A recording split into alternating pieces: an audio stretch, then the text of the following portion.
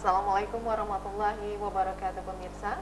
Alhamdulillah kita bertemu kembali di program Kajian Muslimah dan semoga Anda dan kita semua senantiasa dalam lindungan Allah Subhanahu wa taala dan tetap menjadi muslimah yang bertakwa sehingga semua aktivitas yang kita jalani baik di rumah tangga maupun di dalam pekerjaan senantiasa mendapat ridho dan pahala dari Allah Subhanahu wa taala. Pemirsa Siar Televisi, di program Kajian Muslimah kali ini, saya Romayati akan mengajak pemirsa di rumah dan juga pemirsa yang ada di studio utama untuk mempelajari tentang tema yang akan kita bahas pada kali ini, yakni tentang peran wanita dalam pendidikan anak bersama Ustazah Vera. Assalamualaikum Ustazah. Waalaikumsalam. Apa kabar Ustazah? Alhamdulillah. Alhamdulillah, sehat ya Ustazah. Baik pemirsa yang berada di rumah dan yang berada di studio utama saat ini, kita akan simak penjabaran dari Ustazah Vera tentang peran wanita dalam pendidikan anak. Silakan Ustazah. Terima kasih. Bismillahirrahmanirrahim. Assalamualaikum warahmatullahi wabarakatuh. Alhamdulillahirabbil alamin, hamdan syakirin, hamdan na'imin, hamdan ni'amahu wa yukafi'u mazidah.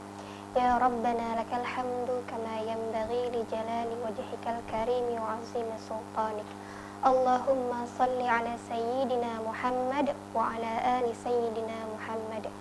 Rabbi zidni ilman warzuqni fahman. Allahumma faqihna fid din wa 'allimna at-ta'wil. Alhamdulillah. Alhamdulillahirabbil alamin, segala puji hanya milik Allah Subhanahu wa taala. Allah yang telah melimpahkan segala nikmat kepada kita semua, yang kalau misalkan kita ingin menghitung nikmat tersebut, maka nikmat itu tidak akan pernah kita mampu untuk menghitungnya.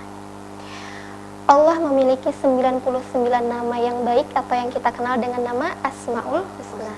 Yang diantara dari ke-99 nama tersebut terselip nama Ar-Rahman dan Ar-Rahim. Allah yang maha pengasih dan maha penyayang. Nah, bentuk kasih sayang Allah terhadap kita itu sangat berlimpah sekali. Salah satunya dengan dimudahkannya kita dalam mengadakan acara kajian muslimah. Nah, kemudian sejak kita dalam kandungan, Allah ya Hafiz, Allah ya Muhaimin, Allah yang maha menjaga, Allah yang maha memelihara, telah menjaga kita bahkan jauh sebelum kita lahir ke dunia gitu. Sejak dalam kandungan ibu kita tuh sudah dijaga sama Allah gitu. Kemudian Allah ya Fattah, Allah yang maha membukakan jalan, memberikan jalan kepada kita sehingga kita bisa keluar dari rahim ibu kita, Masya Allah. Kemudian setelah kita lahir, Allah ya Razzaq, Allah yang maha memberikan kita rezeki bahkan sebenarnya jauh sebelum kita lahir gitu. Sejak dalam kandungan ibu kita juga sudah diberikan rezeki oleh Allah melalui makanan ibu kita gitu. Kemudian setelah kita lahir, Masya Allah, Allah ya Sami, Allah yang maha mendengar, memberikan kita pendengaran. Di saat mungkin ada beberapa teman kita yang Allah beri telinga tetapi tidak bisa mendengar. Dan Alhamdulillah kita diberikan kenikmatan bisa mendengar. Allah ya Basir, Allah yang maha melihat, memberikan kita kenikmatan bisa melihat. Di saat ada teman-teman kita yang Allah berikan keistimewaan tidak bisa melihat. Masya Allah, kalau misalkan kita berusaha untuk menghitung nikmat Allah, niscaya kita tidak akan pernah mampu untuk menghitung nikmat tersebut.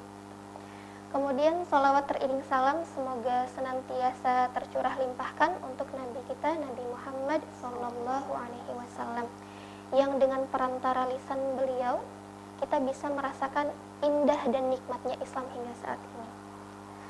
Tetapi mungkin ada yang berbeda. Kalau misalkan orang-orang terdahulu memperoleh Islam dengan begitu sulitnya, mempertahankan Islam dengan begitu sulitnya, bahkan dengan mengorbankan dirinya untuk mempertahankan kalimat La ilaha illallah. Tetapi Alhamdulillah kita saat ini bisa merasakan Islam dengan mudah, dengan aman. Toh tidak pernah kita pakai kerudung sampai ditarik-tarik sama orang, Alhamdulillah kita tidak pernah merasakan. Kita tidak merasakan dilarang sholat, kita tidak merasakan harus bertaruh nyawa hanya untuk melakukan atau melaksanakan kegiatan ibadah gitu. Itu juga salah satu hal yang sangat perlu untuk kita syukuri. Tetapi di balik karunia selalu terdapat ujian gitu. Di balik kemudahan pasti terselip ujian-ujian bagi kita. Dengan mudahnya Islam kita dapat, tentunya ada kekhawatiran di dalam kita, kita akan mudah melepaskannya gitu. Karena faktanya, karena mudah didapat, mudah dilepas. Kalau misalkan kita refleksi terhadap diri kita sendiri, seberapa banyak orang yang sanggup untuk bangun malam, untuk sholat tahajud gitu. Seberapa banyak orang yang sanggup untuk tilawah one day one juz, itu tuh terasa berat. Karena apa? Karena Islamnya dengan mudah kita dapat gitu. Jadi ketika kita menjalaninya pun terkadang tidak ada perjuangan apapun gitu. Malas ya udah malas gitu, tidak dilawan hawa nafsunya. Atau karena mudahnya misalkan untuk sedekah, ingat sayang harta gitu. Jadi itu merupakan ujian yang harusnya kita mampu untuk melewati itu gitu. Karena alhamdulillah ya. Nah, selain itu terkadang ketika kita merasa aman, kita lupa bahwasanya keamanan itu juga bentuk ujian dari Allah gitu. Maksudnya apa gitu? Maksudnya ada saudara-saudara kita di belahan dunia sana yang mendapatkan goncangan secara fisik. Seperti saudara-saudara kita yang di Uighur, bagaimana mereka dibunuh, bagaimana perempuan dilecehkan, bagaimana suaminya itu diambil dan tidak dikembalikan, anak-anak dibunuh di depan mereka gitu. Itu tuh untuk apa sih gitu? Untuk mempertahankan kalimat la ilaha illallah mereka gitu. Masya Allah sekali. Terus kalau misalkan kita ngelihat di internet, emang tidak banyak media-media yang membahas tentang Uighur karena emang dirahasiakan gitu. Tapi terkadang ada beberapa akun yang emang berani buat show up gitu, untuk menunjukkan ada apa sih di sana gitu. Bahkan saya pernah mengikuti talk show seorang muslimah yang sudah keluar dari karantina Uighur, dan beliau itu menceritakan hal-hal yang ya Allah, mereka tuh hebat banget gitu. Maksudnya kok sampai sebegitunya menggenggam Islam dan lolos gitu dengan ujian yang Allah berikan gitu. Sementara kita di sini, alhamdulillah kita nggak pernah dilarang sholat, tapi kita lupa, kita lalai. Sebenarnya kita juga sedang diserang. Diserang dengan apa? Diserang pemikirannya. Kita diserang dengan budaya, kita diserang dengan berbagai pola hidup yang sangat jauh dari Islam itu. Kita dijauhkan dari Al-Quran, kita dijauhkan dari bahasa Arab. Sementara kita tahu bahasa Al-Quran kita itu bahasa Arab. Tapi sayangnya, ironinya, pernah nggak sih gitu, kita tuh misalkan baca Quran tuh sampai nangis karena kita tahu artinya gitu. Jarang kan gitu. Kita misalkan baca surat tentang neraka, kita senyum-senyum, padahal itu tuh lagi cerita tentang neraka gitu. Itu tuh saking kan kita tidak tahu isi dari kitab suci kita, kitab panduan hidup kita gitu. Bahkan kalau misal pun ada teman-teman kita yang berusaha untuk menjalankan Islam, apa yang kita bilang? Udah gak update, kayak orang tua, apa gitu. Kita tidak pernah mendukung, malah kita tuh menjatuhkan teman-teman kita yang sedang berusaha untuk menerapkan Islam. Seberapa banyak sih, ada nggak sih gitu, misalkan kayak teman-teman kita yang menggunakan cadar, bagaimana mereka dipandang sebelah mata oleh masyarakat gitu. Bahkan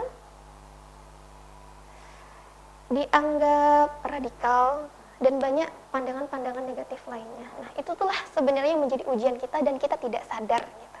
Karena begitu nikmatnya, begitu nyamannya, begitu enaknya kita menjalani hidup sampai kita tuh tidak sadar kita tuh sebenarnya sedang diuji gitu.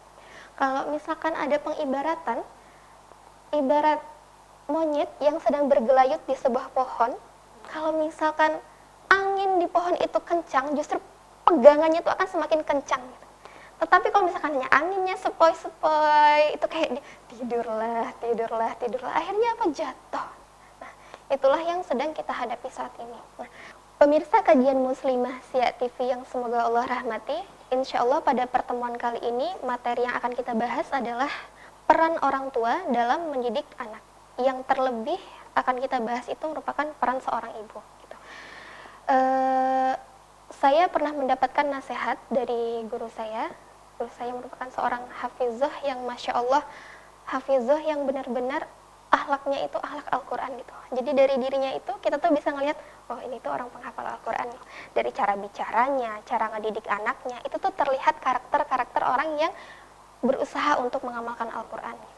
Beliau pernah menasihati seperti ini, ulama kekasih Allah dan pemimpin besar dunia itu akan terlahir dari seorang perempuan yang hatinya itu tercahayai Al-Quran dan memiliki keimanan yang teguh. Maka ketika seorang perempuan menjaga pendengarannya, menjaga lisannya, menjaga langkah kakinya, maka akan terbentuk dalam diri perempuan tersebut DNA yang baik gitu. Maka akan terlahir pula generasi yang baik. Atau kalau misalkan di istilah umum kita tuh sering mendengar kata di balik laki-laki yang sukses terdapat seorang perempuan yang sukses. Siapakah perempuan tersebut? Tentu salah satunya adalah ibu mereka gitu. Jadi insya Allah di sesi selanjutnya kita akan membahas perkara tersebut. Iya, baik. Ternyata begitu besar pemirsa peran seorang ibu, terutama peran beliau dalam mendidik generasi penerus bangsa, tentunya mendidik generasi yang berakhlak mulia. Dan pemirsa Siak Televisi, di sini juga kami akan memberi kesempatan pada pemirsa yang berada di studio utama untuk memberikan pertanyaan ataupun berkaitan dengan tema yang kita bahas kali ini pemirsa. Tapi sebelumnya akan kita lanjutkan usai pesan-pesan berikut ini.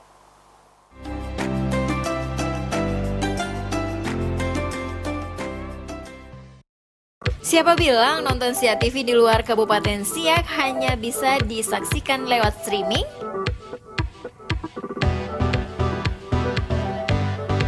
Sekarang tayangan Siak TV dapat disaksikan di seluruh Indonesia. Tonton Siak TV melalui Nin Media TV Rakyat Indonesia di pointing parabola Anda ke satelit Cinasat 11.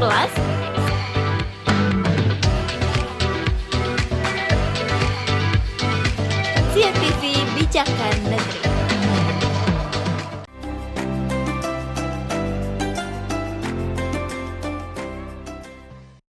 Terima kasih pemirsa, kita masih di program Kajian Muslimah bersama Ustazah Vera dengan bahasan kita di saat ini mengenai peran wanita dalam pendidikan anak. Dan peran wanita dalam pendidikan anak begitu besar pemirsa, dan tentunya sebagai seorang ibu kita pun selalu dituntut ya bagaimana dalam mendidik generasi yang berakhlak tentunya. Baik, kita masih akan simak kembali bagaimana penjelasan dari Ustazah Vera tentang peran wanita dalam pendidikan anak.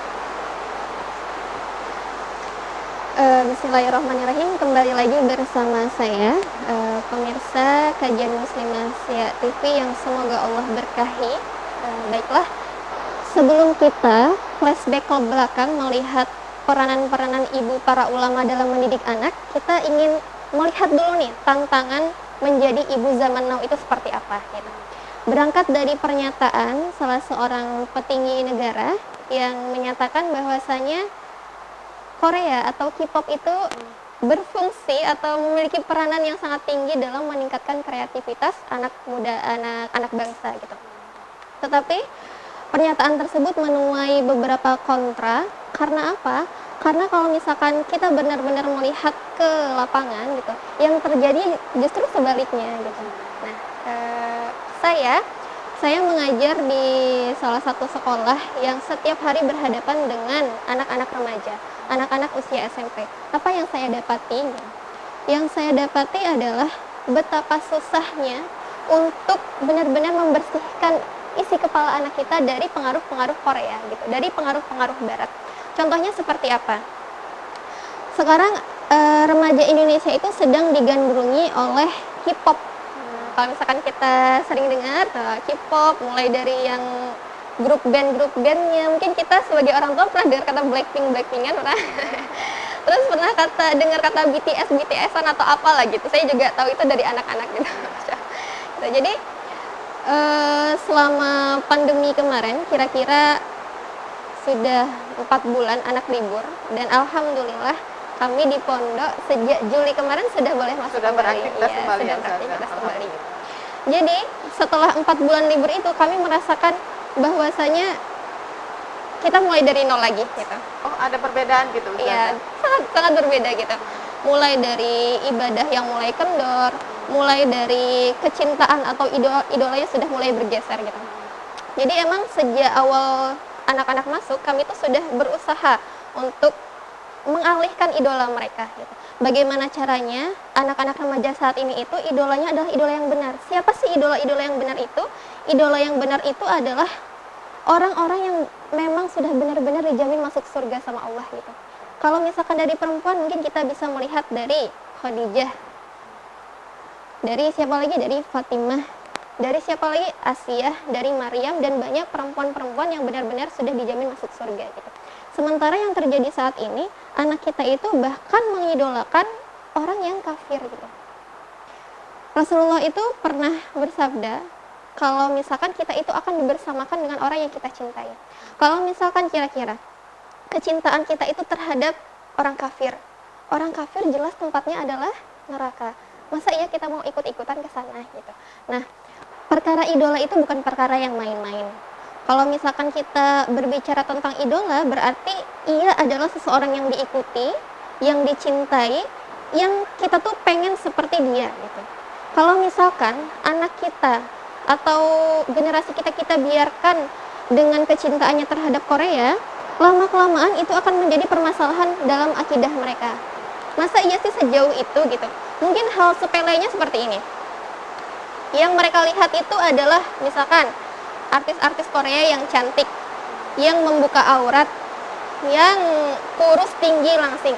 Pasti yang ada di dalam pikiran anak kita saat ini, cantik itu adalah tinggi, kurus, langsing, seksi.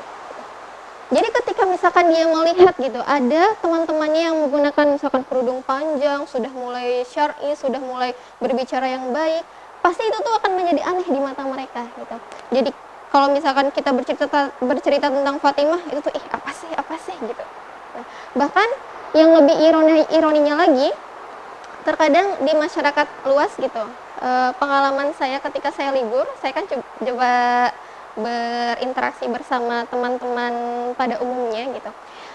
Ada hal yang sangat menyedihkan. Apa itu? Yang menyedihkan itu adalah betapa teman-teman kita sekarang sangat paham, sangat tahu tentang tanggal lahir idolanya berapa, kesukaannya apa, gaya hidupnya seperti apa. Tetapi ketika ditanya tentang Rasulullah, diam. Nggak ada yang bisa jawab gitu. Nah, kalau misalkan kita berkaca dari sana, harusnya ketika kita menjadi ibu, kita tuh sadar, ya Allah, ternyata ujian untuk menjadi ibu zaman now itu berat banget gitu. Berarti tantangannya Sangat besar sekali. Dan kemarin pada tanggal 23 September muncul berita di Jakarta ada sebuah klinik yang tertangkap. Klinik apa itu? Klinik aborsi. Yang sudah menggugurkan janin sebanyak 32.000 lebih dengan omset 10 miliar. Betapa pengguguran janin itu menjadi ladang untuk mencari uang. Betapa perzinahan itu menjadi salah satu celah bagi orang-orang jahat untuk mencari uang. Nah, begitulah kondisi yang terjadi pada saat ini. Oleh karena itu, apa sih yang kita haruskan, apa yang harus kita persiapkan untuk menjadi ibu gitu? Alhamdulillah teman-teman kita sudah ada yang menjadi ibu, beranak 1, 2, alhamdulillah, saya belum. Jadi kalau misalkan di pondok itu saya tuh sering berbicara sama anak-anak. Nah, kalian itu calon ibu gitu. Walaupun mereka tuh terkadang, ya ustazah itu tuh masih lama. Iya masih lama, tetapi setiap kebaikan itu harus dicicil bahkan jauh sebelum mereka menjadi seorang ibu. Saya pernah mendapatkan nasihat jadi quotes gitulah. Nasihatnya apa? Aku mendidik dirimu bahkan jauh sebelum engkau dilahirkan gitu.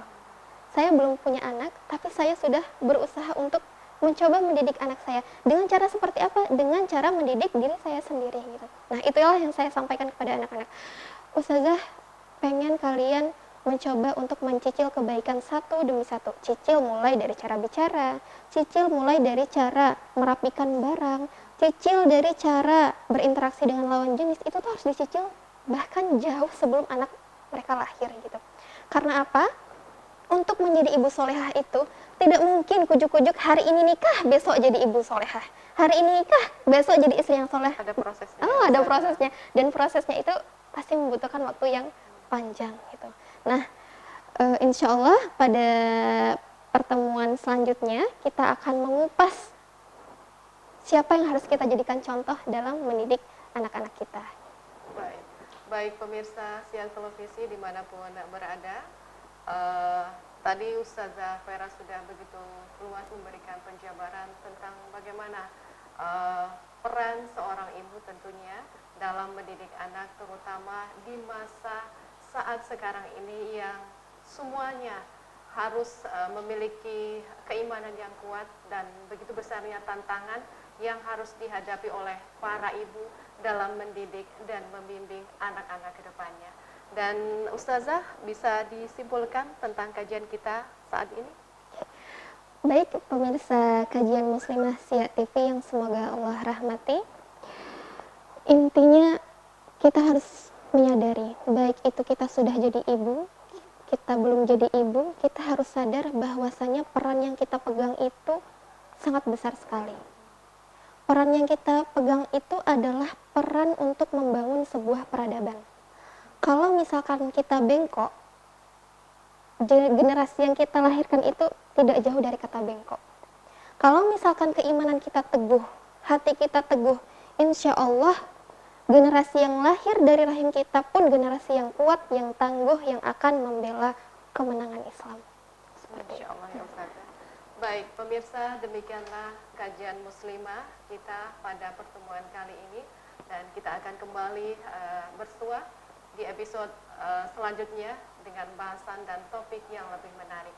Sampai jumpa dan wassalamualaikum warahmatullahi wabarakatuh. Waalaikumsalam warahmatullahi wabarakatuh.